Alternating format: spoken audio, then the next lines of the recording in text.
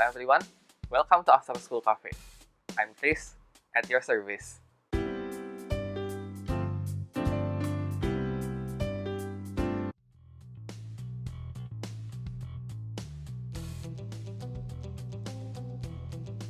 Teman-teman tahu game Tetris nggak?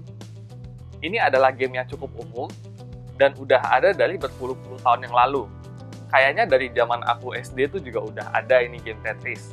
Kalau teman-teman kurang familiar dengan game ini, basically Tetris adalah sebuah game di mana kita harus menyusun balok-balok dengan berbagai bentuk yang berbeda untuk menjadi satu garis lurus. Nah, lalu mengubah garis lurus itu menjadi poin atau skor. Kedengarannya cukup simpel kan? Kalau masih belum kebayang juga, nah kira-kira seperti ini gamenya.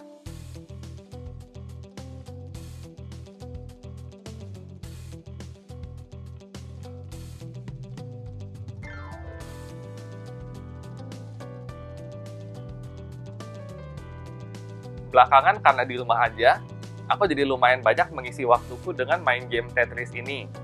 Dan aku yang dulunya nggak terlalu bisa main ini, cupu lah ya, noob gitu.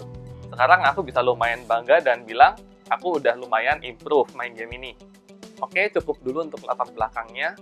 Mungkin teman-teman ada yang mikir sebenarnya apa yang aku maksud dengan filosofi Tetris pada judul video ini.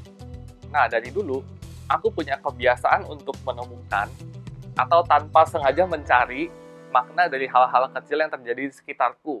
Termasuk salah satunya adalah dari game Tetris ini. Terkadang dalam game ini, akan ada balok-balok yang tersangkut di bawah dan bikin kita nggak bisa membentuk sebuah garis lurus tadi untuk diubah menjadi poin. Jadinya kayak ada slot kosong gitu ya, ada lubang kosong yang nggak bisa kita isi gitu. Nah, misalnya kayak gini nih.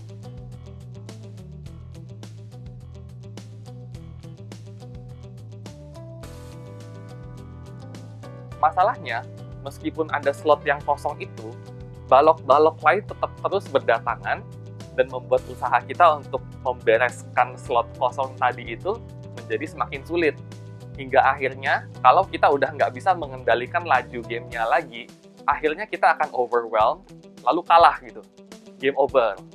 Tapi, satu hal yang aku pelajari dari game Tetris ini adalah, kalau kita tetap tenang, pelan-pelan membuat jalan ke bawah, terus hingga akhirnya kita bisa sampai ke slot kosong tadi, akhirnya tuh kita juga akan bisa membereskan balok-balok yang tersisa itu gitu.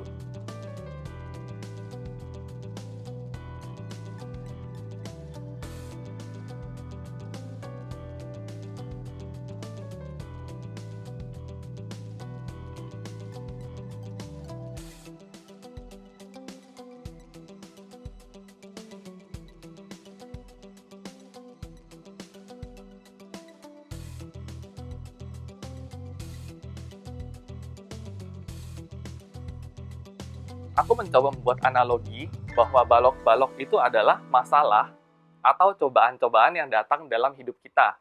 Mungkin kadang-kadang kita merasa bahwa masalah-masalah itu akan datang secara bertubi-tubi, kayak keroyokan gitu ya. Nggak menunggu kita untuk bisa menyelesaikan masalah yang satu sebelum masalah yang lain datang. Nah, dan akhirnya menenggelamkan kita dalam merasa sedih, kecewa, putus asa. Tapi, kalau misalnya kita tetap tenang, fokus gitu, kita bisa menentukan prioritas kita, mana yang harus kita selesaikan duluan, mana yang belakangan.